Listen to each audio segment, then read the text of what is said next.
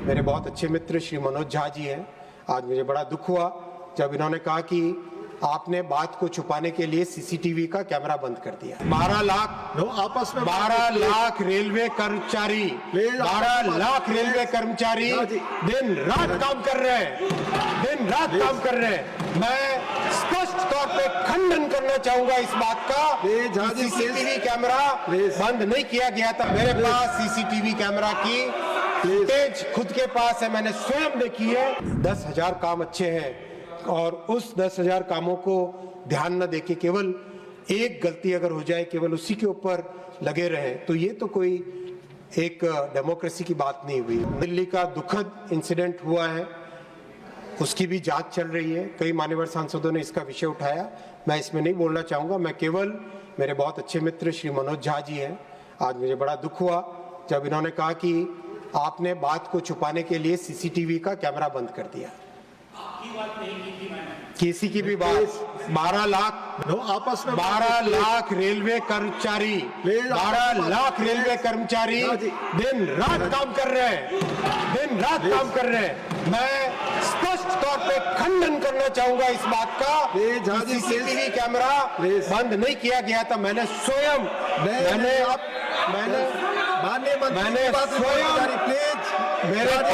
मेरे पास CCTV camera की footage खुद के पास है, मैंने स्वयं देखी है।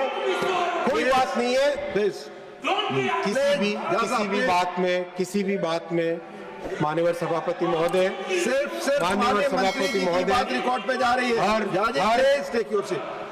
हर जान, हर व्यक्ति, हर प्राण एक बहुत ही दुखद बात होती है। अगर एक्सीडेंट हो, हर एक्सीडेंट एक दुखद घटना होती है। सिर्फ माननीय मंत्री जी की बात रिकॉर्ड पे उसमें हमें कहीं पर राजनीति करने की जरूरत नहीं है, कहीं पर उस समय राजनीति करने की जरूरत नहीं है, बल्कि उसके बजाय हमें क्या हम उससे स्टेप ले सकते हैं वो ध्यान रखने की जरूरत है।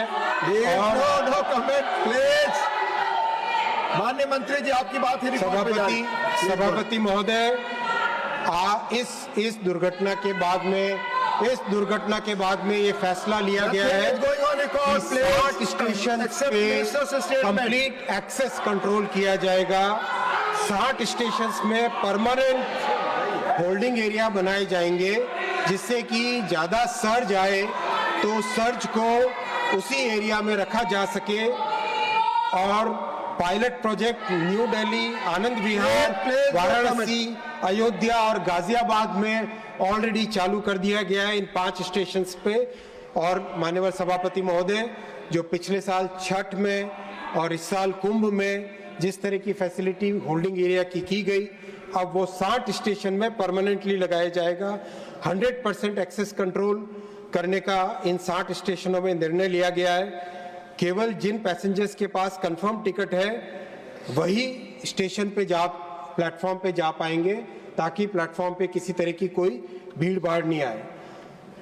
12 मीटर का यानी 40 फुट का चौड़ा FOB वो बनाने का निर्णय लिया गया है। इस बार महाकुंभ में जब ये 12 मीटर के FOB लगाए गए थे उसका बहुत अच्छा रिजल्ट आया, क्योंकि 12 मीटर यानी 40 फुट अपने आप में एक सब्सटैंशियल डिस्टेंस होती है, तो उसमें भीड़ भाड़ होने की कोई संभावना नहीं होती है।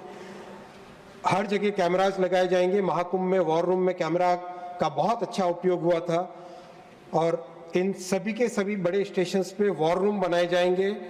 कम्युनिकेशन के डिवाइसेस टोटली नए जनरेशन के लेटेस्ट डिजिटल कम्युनिकेशन के डिवाइसेस लगाए जाएंगे। और जितने रेलवे के स्टाफ या सर्विस पर्सन्स हैं उन सबको नए डिज़ाइन का ID कार्ड दिया जाएगा। स्टाफ के लिए एक नई यूनिफॉर्म बनाई जाएगी जिससे कि किसी भी क्राइसिस के सिचुएशन में लोगों को पता चल सके कि ये व्यक्ति रेलवे का अधिकारी है या स्टाफ है, तो आराम से उसके साथ संवाद हो सके। ये सारे के सारे डिटेल एनालिसिस किया गया है न्यू दिल्ली स्टेशन के इस इंसिडेंट का, और उससे जो सीखने को मिला, बहुत दुखद घटना हुई, हम सब उसके लिए दुखी हैं, लेकिन उसमें भविष्य में ऐसा न हो वो करना भी हमारी जिम्मेदारी है। इसी प्रयास से फिर ये भी एक निर्णय लिया गया जो कि बहुत कठोर निर्णय होगा, और मुझे मैं आपके माध्यम से पूरे सभी मान्यवर सांसदों का सहयोग भी मांगूंगा कि टिकट्स इन सब स्टेशंस, भीड़-भाड़ वाले स्टेशंस पे उतनी ही दिए जाएंगे जितनी की सीटें ट्रेन के अंदर है, ताकि भीड़ वाला वो मुद्दा ना हो। साथ ही साथ जो डिमांड रहेगी उसके लिए करीब 80 के आसपास स्पेशल ट्रेन्स की व्यवस्था की जा रही है, जिनको इन 60 स्टेशंस के आसपास वाले एरिया में रखा जाएगा, ताकि अगर अचानक ज़्यादा भीड़ आए तो स्पेशल ट्रेन के माध्यम से लोगों को यात्रा की एक सुविधा दी जा सके।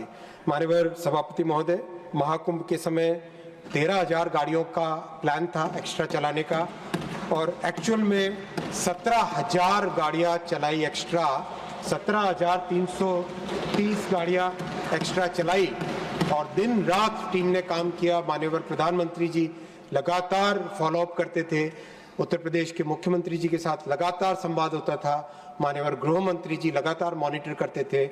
मैं सबको धन्यवाद देना चाहूँगा, और जो रेलवे के कर्मचारी दिन रात लगे रहे, बहुत सारे ऐसे कर्मचारी हैं जिन्होंने 24 घंटे में एक बार खाना खाया होगा या हल्का सा कुछ नाश्ता किया होगा, उसके बिना वो काम करते रहे।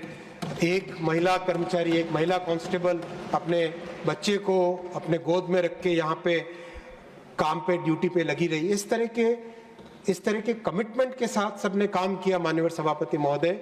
और ऐसे में विपक्ष अगर केवल उंगली उठाए और 10,000 काम अच्छे हैं और उस 10,000 कामों को ध्यान न देके केवल एक गलती अगर हो जाए, केवल उसी के ऊपर लगे रहे, तो ये तो कोई एक डेमोक्रेसी की बात नहीं हुई। मेरा इससे आपसे इतना ही रिक्वेस्ट है कि इस पूरी टीम को, मेहनत जो कर रही है टीम, प्रधानमंत्री श्री नरेंद्र मोदी जी के प्रधानमंत्री श्री नरेंद्र मोदी जी के इस बहुत ही संकल्प भरे समय में माननीय सभापति जी, जो एक समृद्ध राष्ट्र बनाने का सपना लेके हम चले, जो देश को विकसित भारत बनाने का एक जो लक्ष्य सामने रखा है, और जो राष्ट्र प्रथम सदैव प्रथम की भावना को हमेशा जिया है, इसीलिए आज इस देश ने मोदी जी को ऐतिहासिक तीसरी टर्म दी है। और इस तीसरी टर्म में मोदी जी ने हम सबको कहा है, प्रधानमंत्री जी ने हम सबको कहा है कि हमें इस बार 3 गुना अधिक मेहनत करनी है, ताकि विकसित भारत का जो फाउंडेशन है वो मजबूत बने, और उसी भावना के साथ हम सब काम कर रहे हैं। माननीय सभापति महोदय, आपको बहुत बहुत धन्यवाद इतना समय देने। अगर आप ये वीडियो YouTube पर देख रहे हैं तो हमारे चैनल को सब्सक्राइब कर बेल आइकन दबाएं, और Facebook पर देख रहे हैं तो हमारे पेज को लाइक करें। 8 मिलियन प्लस सब्सक्राइबर, आपके इस भरोसे के लिए बहुत धन्यवाद।